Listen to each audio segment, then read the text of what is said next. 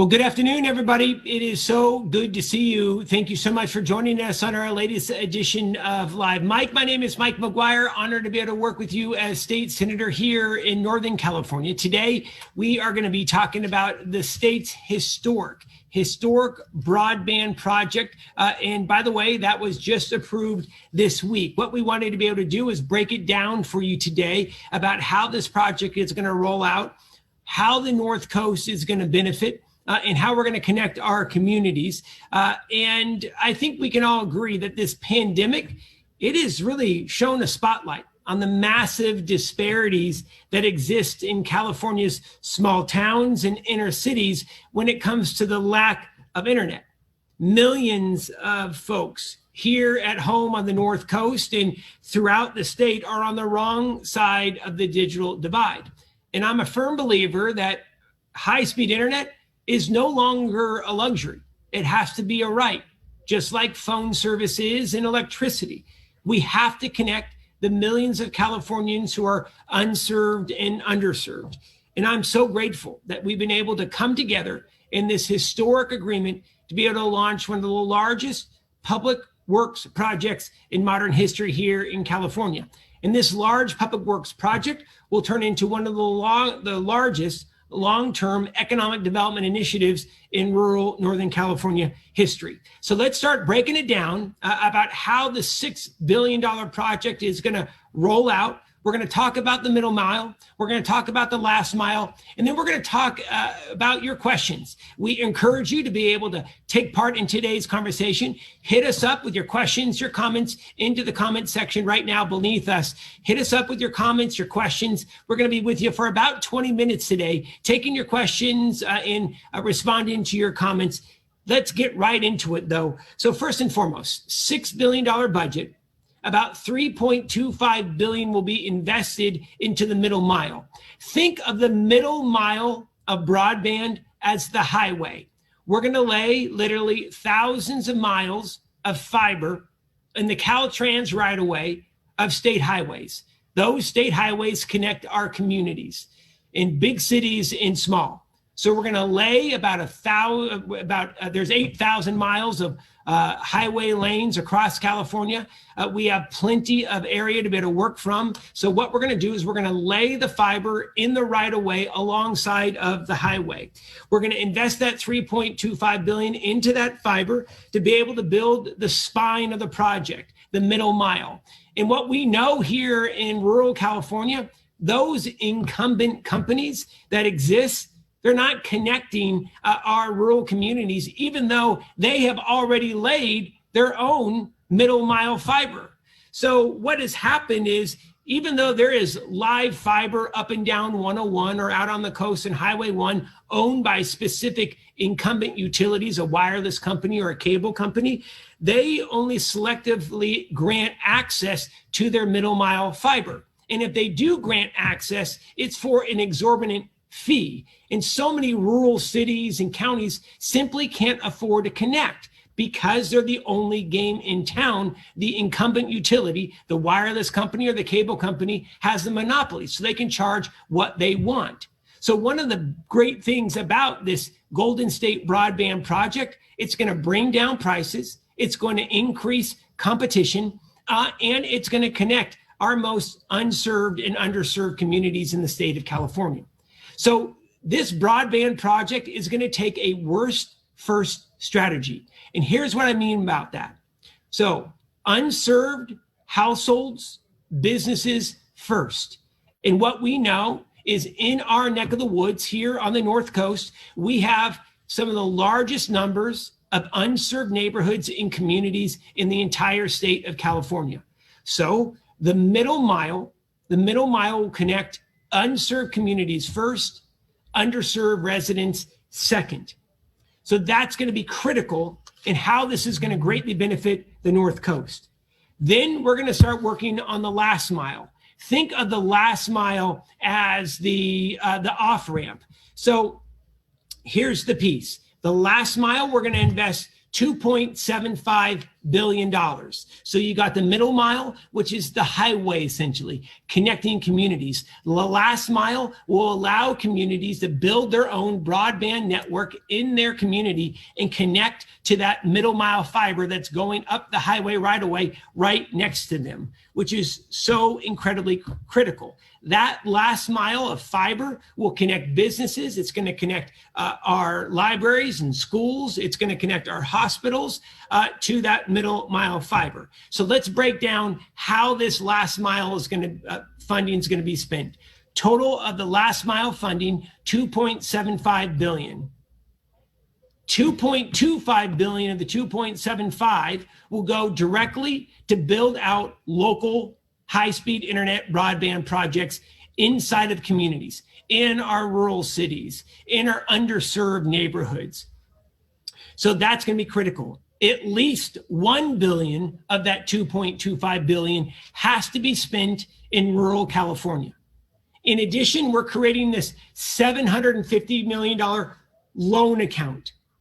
That's going to allow cities and counties that may be socioeconomically disadvantaged to be able to bond against that $750 million to be able to deploy and pay for their project. Plus, we're going to set aside $50 million for rural technical assistance grants. So, for example, in Crescent City or in the county of Trinity for Hayfork, there are a lot of counties and cities that don't have a lot of folks in their planning department or in their public works department. So these technical assistance grants can pay for helping with environmental engineering costs, or to be able to bring on a firm to be able to execute the last mile of the project and get it built, which is so critical. So what are we going to connect? We're going to connect cities. We're going to connect healthcare institutions first. Federally qualified health centers, rural health clinics, our rural hospitals. We're going to connect every school on the North Coast. That's going to be a major focus. Connecting our schools. We're going to connect libraries and community colleges, some of the most core community institutions, the heart of our community, our fire stations as well. And so again, we've set aside significant dollars for rural California. We have insisted and been able to successfully accomplish a first strategy. Unserved communities first, then to the underserved, which is absolutely critical. We're going to expedite this project with environmental streamlining, so we don't have to go through the traditional environmental review. We have environmental streamlining to move this project forward quicker. We also have strict accountability measures in on these dollars. So we're going to create a broadband czar that will oversee the entire broadband project. We're going to create a 9-member oversight council that will ensure the deployment of this middle mile and last mile of broadband moves quickly and connects as many folks as possible as early as possible, which is really critical. We're also going to select a nonprofit that already has experience doing this here in the Western states. And that's really going to be critical. We know that there are about 10 other states that have launched their own broadband systems, and we're not reinventing the wheel. Other states in the country have successfully deployed broadband to connect rural cities and inner cities, and they've been incredibly successful. And that's what California is going to do as well. All right, so we just did the overview of the Golden State Broadband Project, the middle mile, the last mile, who we're going to connect. Now, let's have this conversation. Hit us up right now in the comment section. Hit us up in the comment section for your questions, your comments. What are your concerns? Feel free to go right into the comment section of Facebook and hit us up, and or you can email us. Email us right now, senator.mcguire@senate.ca.gov. We're also taking your questions live via email, senator.mcguire@senate.ca.gov, or you can just hit us up right now in the comment section of Facebook. Let's get right to your questions. We have questions that are starting to flow in. We want to say thank you to Michael and Carrie and Lyles for all their work behind the scenes. Thanks so much, you guys. So here we go. So Homer for Delnord asks, what does unserved mean? So unserved, really great question. I should have explained it. I apologize. So unserved means that it's a community or a household that simply does not have access to broadband. So that's what unserved means. Underserved means that you have a very low speed of internet, or you're still on dial-up. So unserved means literally you don't have any access to high-speed broadband. Underserved means that you have a low speed of internet and you probably can't do a whole lot with it except for answer email. So we're going to go worst first. We're going to focus on those who are unserved, who don't have access to high-speed internet. Then we're going to start focusing on underserved. It's a critical distinction. Thank you so much for the clarification. All right. So Alex asks, thanks so much, Alex. Thanks for joining us today. It's good to hear from you. Alex asks, will access be wired or wireless? Alex, really great question. It's probably going to be a mix of both, depending on the community in which you live in. So there will probably be 3 different options available for that last mile. Again, how broadband will be deployed in the city or the community that you live in. So we could hang it on pre-existing utility poles. We can put it into the ground, literally bury the fiber into the ground, or you can actually have broadband boxes and beaming to each box. So there's really 3 choices out there. It's going to be up to the community about what works best for them. Burying it, putting it onto a utility pole, and or putting up boxes throughout the community. It is up to that community, but there are several choices. The state is going to be agnostic in regards to the type of equipment that would be deployed, because if you live in a mountainous region versus a flat community that's in the valley, then you're going to want a different technology most likely. Okay. So here's the next question. Ruby, hey, Ruby. Ruby is writing in from Albion. Thank you so much, Ruby. We're grateful. Ruby is out on the Mendocino coast. She says, when the heck, she says something different, but when the heck am I going to see broadband out on the Mendocino coast? Great question. The Highway 1 will also be a focus for these funds. So I don't have the exact schedule yet. So we literally just passed the budget yesterday. So in the next 90 to 120 days, you're going to start seeing a rollout of where and when, but we have to be able to get this signed by the governor, and the governor is anticipated to sign it here in the coming day or 2. So we're really excited about this. But Ruby, yes, Albion and a lot of Mendocino coast, unserved or vastly underserved, that will be a focus of the Golden State Broadband Project. All right. Bobby, how you doing? Thank you so much for watching today. Bobby is writing in from Weaverville. Bobby says, I have decent internet, but my mother lives in Hayfork and it's terrible there. Will this help her? Yes, it will help her. So we will be laying fiber. As you know, there's already a fiber project moving forward on Highway 299 that connects Weaverville to Humboldt County. And we need to be able to expand that out to Hayfork. Yes, we're going to be focusing on those communities first. So a lot of folks are going to be saying, hey, is my house going to be served with broadband? So just being candid with each and every one of you and wanting to be able to control expectations, we're going to connect where the population is most first. So those communities that are unserved or underserved, and then rolling out to those harder to reach households. So that is going to be a focus, is focusing on those communities first, getting the internet into the communities that are unserved or underserved. And there are literally hundreds of thousands of folks who are underserved and unserved just here on the North Coast. So that's going to be a big focus. And we're also going to be making sure that we're connecting to those community organizations and institutions that are the heart of our towns and our cities, hospitals and rural health clinics. We're going to be connecting schools first, community colleges first, our firehouses, right? So making sure that we never face what we faced during this pandemic ever again. For example, in Humboldt County, where kids had to turn to satellite to be able to log on. And satellite is incredibly expensive. They had to turn to satellite to log on to be able to get their work done remotely. All right, let's go to our next question. We're taking your questions right now. And thank you so much. This is our afternoon edition of Live Mike. We're so happy that you're with us. We're talking today about California's historic and transformational broadband deal, $6 billion to be able to connect unserved and underserved communities in every corner of this state. Our next question is coming in from Jessica. Jessica asks, what speeds are you using to deferred broadband? Great question. So we have to take the federal definition. So the federal definition is 25.3. So that's quite quick.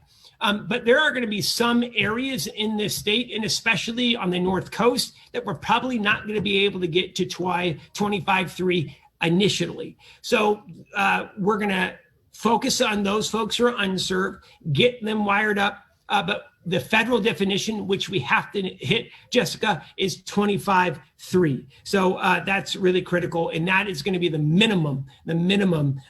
That's 25 megabits upload, 3 megabits download. That's the bottom line basement where you can go for the feds. And we're going to hit that minimum threshold. But obviously we want to be able to do better. All right, we're taking your questions right now. Harper, hey, what's going on, Harper? Thank you so much for joining us. It's good to see you. Thank you for tuning in today. We're taking your questions on California's historic broadband project. All right, so Harper asks, what about cities that have no decent cellular service for first responders and need to put in fiber for public safety? Fiber for public safety reasons. What category is that, i.e. prioritization for public safety? Harper, public safety will be front of line, right? So we're going to be focusing on those institutions that help keep our communities safe. And I'll define that for us. Firehouses and police stations, it's going to be hospitals and rural health clinics, federally qualified health centers. So those are going to be in the first stage of rollout in our communities to be able to get them connected. So we need to be able to connect those institutions that can't afford to be able to go down, like Harper just mentioned, in like firehouses, like making sure that our electronic medical records can stay up and running in our hospitals and our federally qualified health centers. We need to connect first our schools as well. So you're going to see a first phase of connection in communities, hospitals, federally qualified health centers, rural health clinics, schools, community colleges, libraries, firehouses, etc. So it's really important that we get those community institutions connected first. Again, we're taking your questions here for a couple more minutes. We are talking all issues of the Golden State Broadband Project that was passed this week by the legislature, $6 billion, which is just tremendous, $6 billion. Let's keep going. We are going to go next to our, we're going to say, hey, Jeff Hunterlock is tuning in today. Hey, Jeff, thank you so much. Thanks for all your work up on the North Coast. Jeff is amazing with the operating engineers. Thank you so much for all of your work. Let's go to Rick. Rick asks, public safety should be Wi-Fi and cell, public safety should have Wi-Fi and cell available to us. Most of us do not have connection due to lack of internet. When will this happen? Rick, really great question. So Rick, the way this is going to roll out is that we got to get this middle mile built. I'm going to be really candid with you, Rick. The middle mile is going to take us some time, but we're going to build out the middle mile, the spine of this project within Caltrans right away, whether it's Highway 1, 299, Highway 101, on the shoulder of highways, we're going to lay that middle mile of fiber so that communities then can plug in where that fiber is laid and how it goes by towns and cities. So once we get that middle mile, that spine of the network laid and ready to go and that it's lit up, then when we connect the last mile, the priority institutions and communities will be police departments and fire departments and hospitals and federally qualified health centers and rural health clinics, our schools, our community colleges as well. So that's where we're going to be focused. And here's our frustration. And I just want to just be honest. Richard just wrote in saying that this should be the private sector who covers this, not the government. Look, Richard, I get it. Yeah. In an ideal world, we all would like the private sector to be able to do their job. And I also believe that unicorns exist. I don't really. And that's what my point is. There is no way that the incumbent utilities are ever going to do the job that we need them to do, meaning there are hundreds of miles of middle mile live fiber all throughout the North Coast. They literally have a monopoly on the North Coast.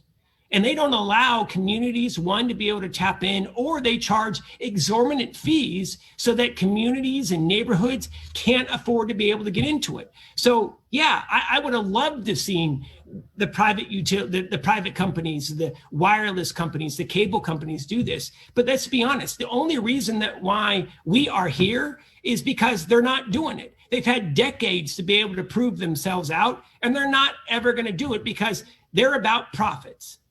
The state is going to be about people, connecting people. And broadband, high-speed internet, it's no longer a question. It's just like electricity. It's just like our phone service. We all need it to survive, to be able to work, to ensure that our kids are learning. And that's why you're seeing the city, that's why you're seeing the state focus in on this. All right. Dorothy comes in. Private sector cherry picks. That's why rural has had no broadband.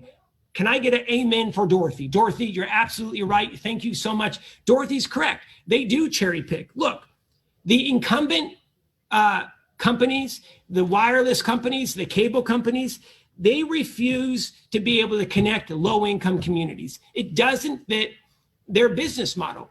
Dorothy is absolutely right. It doesn't work. If we're going to rely on private corporations to do the work to connect rural communities out of the goodness of their heart, we're going to be waiting another 50 damn years. It will never happen. It hasn't happened now, and it's not going to happen in another 50 years unless the public, unless Californians take this into their own hands, which we're doing with this project. All right. Let's keep it going. Alex writes in. Alex says, hopefully private wireless companies won't have influence on what technology is used for the last mile. So Alex, yes, you're absolutely right. So here's how it's going to work. If a city or a county wants to contract with a company to run the last mile of broadband, they can do so. But the government, that city or county, has to own the system.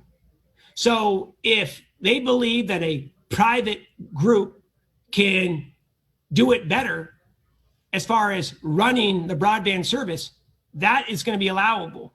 But the utility will always be owned by the people. So the AT&T, the Verizon, the Comcast of the world won't have a say on that last mile and how it's deployed. It's ultimately going to be up to those who you elect to represent you and what the best fit is for your community. The other question that we get a lot is the state going to lease fiber from the incumbent utilities or the incumbent companies, the wireless companies? And no. So here's how it works. There are multinational corporations that bring in huge cables that has live fiber. Your AT&Ts, your Verizons, your Sprints, your Comcasts, your Frontiers of the world lease space onto those large fiber lines. Then they build out the middle mile and then connect communities. State's going to do the same thing. We're going to lease from these multinational, international companies that already exist, and all they do is lease the space so that we can get the juice from them, make sure that our middle mile is live, and then connect communities. So we're not going to be, our fate is not going to be dependent on those corporations. All right, we have time for just a few more. Let's see here. Nisha, how you doing, Nisha? Thank you so much. Nisha wrote in at senator.mcguire@senate.ca.gov. Thank you so much, Nisha. Nisha out in Forestville. I get it. And this is a common theme because folks have been hosed by these incumbent companies for so long. Nisha says, all of this money will probably just go to AT&T and Comcast, and then they're still going to charge us a fortune. Nisha, I promise you, the state, this is an independent public broadband initiative. So we are going to go into competition with those incumbent utilities, those incumbent companies, those corporations. So we will have our own fiber line. We will help communities build their own broadband network. Now, they could contract with an AT&T or a Comcast or a rural telephone company to be able to run it like they do up in Plumas, but they don't have to be able to go with them. In fact, they can start their own broadband district, or they can form a joint powers agreement, and they have 3 cities in one district that provides broadband services. So it will not be coming from the AT&Ts, the Comcast. It's ultimately up to your city to make that decision on who they want to run the system. But ultimately, the system has to remain public. Kentucky, we've heard some concern that the state of Kentucky built out their own broadband network and they sold it off to the highest bidder after they built it out. That's not going to happen. There's language currently in this legislation that says, at minimum, the state of California has to keep this system public for 20 years. I believe it should go further. You may see amendments on that, but we want to keep this public. Jessica just asked, hey, Jessica, how you doing? Thanks for watching today. I hope you have a great weekend, Jessica. What about redundancy to protect network fiber, protect us when the network is interrupted? Yeah, I mean, look, Jessica, you're absolutely right. We need to be able to get to redundant fiber, but I'll be honest with you right now, what we're focused in on is making sure that we actually just get fiber to communities, right? Because so many communities on the North Coast and rural parts of Northern California, they're just not served. They're not being served by these large companies, these cable companies, these wireless companies. And that's why this is necessary. And look, I'm not here just to throw stones, but I will tell you this. One of my biggest frustrations here being in the Senate has been the lack of attention that rural California has had and the lack of connectivity we've had historically, because private companies are the only game in town. And if we continue to wait for the private companies to do the right damn thing, it will never happen. We have to make sure that we're focusing on deploying broadband to unserved and underserved communities. Again, this state is going to be focused on people. They can continue to focus on profit. I also believe that this will be a moneymaker as well, but it's going to be incredibly reasonable. And any profit that comes from this will be reinvested into the programs and the people that make this state so strong. Think about it like this. There are a few dozen cities in the state of California that have their own electric utility. And rather than returning the profit from that electric utility to shareholders, they put it back into taxpayers. They put it back into residents, into parks, into keeping streets safe, into healthcare. That's what's going to happen. We're going to reinvest any profit back into the people of California. And that's what this is all about. Economic development, connecting those who are unserved and underserved, and reinvesting any potential profit into people. And that's why I'm so grateful. Dennis Scales writes in, and by the way, Dennis is from a county that is some of the most underserved in the nation when it comes to internet. He says, government, internet, what could possibly go wrong? Well, let me just tell you, Dennis, your neighbors, you're getting hosed by those incumbent utilities. They don't care if they're not serving Humboldt County or Del Norte County. So I got to be honest, if you take a look and do some research when it comes to public utilities and electric providers, Healdsburg, Ukiah, Santa Clara, they're all running their own electric utilities. They're delivering electricity cheaper and greener than PG&E. Check my facts. It's all part of the Northern California Power Agency. Local government does power well, and we're going to do power and internet well as well. Dorothy comments again. Comcast, she says, Comcast is charging $10,000 to bring cable 75 yards to the house. We have a baby T1 line. Long story short, we must have better connections for emergencies. It would be great to work and educate through online rather than commute 2 to 3 hours every day. And I got to tell you, Dorothy, you're absolutely right. That's why we're focusing on this and why you're going to see this massive initiative launched. All right, we're going to be wrapping up here, ladies and gentlemen. I just want to say thank you. Thank you so much for tuning in today. I just want to comment on Dennis. No, Dennis, you're incorrect, sir. You need to do your homework. Dennis and I go back and forth. Dennis has challenges. I'm a Democrat. Dennis is not. This is not political. By the way, Dennis, this received Republican and Democratic support. It was unanimous in the Senate, and it's Democrats and Republicans. And Dennis says those cities get their power from PG&E. That's not correct. Those cities use PG&E lines to transmit the power, but they actually have their own power sources. They own their own hydroelectric sources. They own the Lodi Energy Center. They have their own sources of energy. It's not coming from PG&E. They have to use the transmission lines to get the energy into the communities. But I encourage you, Dennis, to do some homework, and happy to have a further conversation about that. All right, so let's wrap it up, everybody. Thank you so much for allowing me to be with you today. This is an historic day for California, a historic day in particular for rural California, where we're going to connect thousands of folks who are unserved with high-speed internet to broadband. This is incredible, and this is what so many of us have all been waiting for. We're finally going to connect our public safety agencies, our hospitals, our rural health centers. We're going to connect our federally qualified health centers. We're going to connect our schools. This is a legacy project, and cannot wait to be able to give you additional updates. Thank you so much for joining. I hope you have a wonderful weekend. And if you have any questions, feel free to hit me up, senator.mcguire@senate.ca.gov, senator.mcguire@senate.ca.gov. You can also give me a call, 916-651-4002. Call anytime, 916-651-4002. Just ask for Michael or Barbara, and Michael and Barbara will get you connected with me. And I just want to say thanks again for tuning in. Let's start turning some dirt, and let's get California connected to public broadband. Have a great weekend, everybody. Thank you so much, and I look forward to hearing from you soon.